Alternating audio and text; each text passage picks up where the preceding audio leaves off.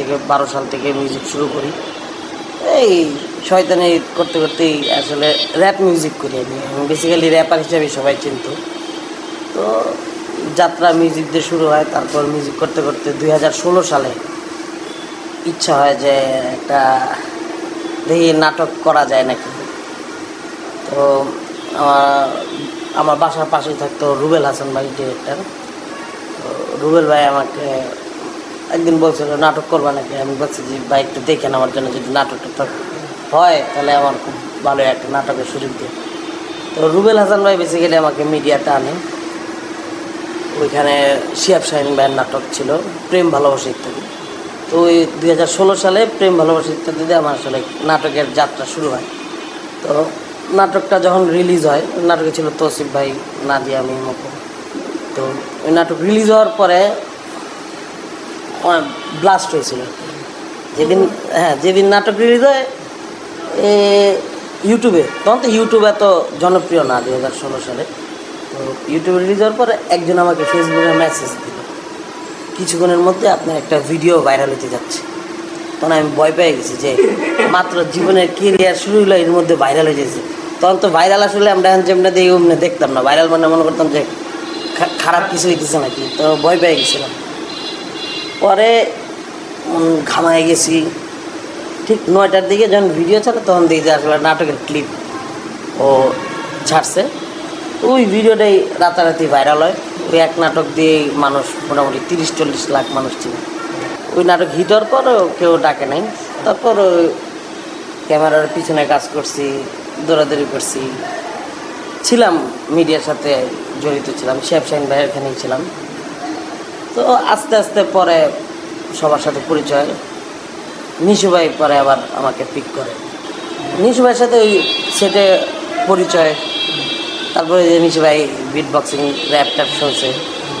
তো র্যাপ শোনার পরে বলছে ঠিক আছে তোরে দেই এক জায়গায়। তো একদিন নিশু ভাই ফোন দেয়, ফোন দিয়ে বলে যে ঠিক আছে তাহলে আমি তুই বান্না ভাই মানে বান্নার সাথে যোগাযোগ কর।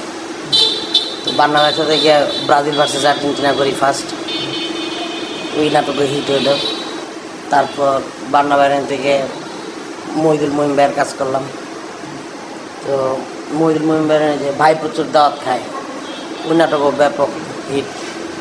তারপর মহিদুল মহিম ভাইয়ের কাছ থেকে পরে অমি ভাই, ইমরুল রাফাত ভাই, অমি ভাইয়ের আবার এক্স বয়ফ্রেন্ড করলাম।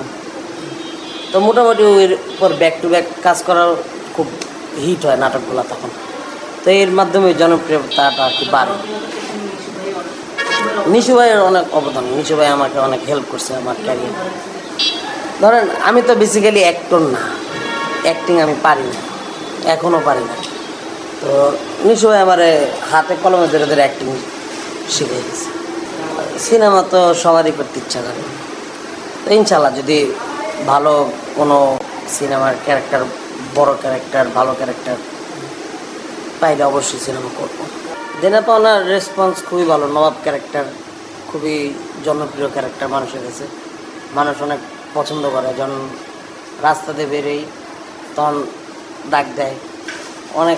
হুট করে একদিন ডাক দেয় এই বলদ, পরে আমি মানে কি বলদ ডাক দিল, এটা পরে একটু পরে মনে পড়ছে তোমার আসলে চরিত্রের ডাক দিছে, অরিজিনাল বলদ তার ডাকে নাই। তো নবাবের রেসপন্স খুবই ভালো। রাস্তাঘাটে যখন আমি বেরোই সবচেয়ে বেশি মানুষ দেনা পাওনার কথা জিজ্ঞেস করে, নবাব সামনে কি করবে।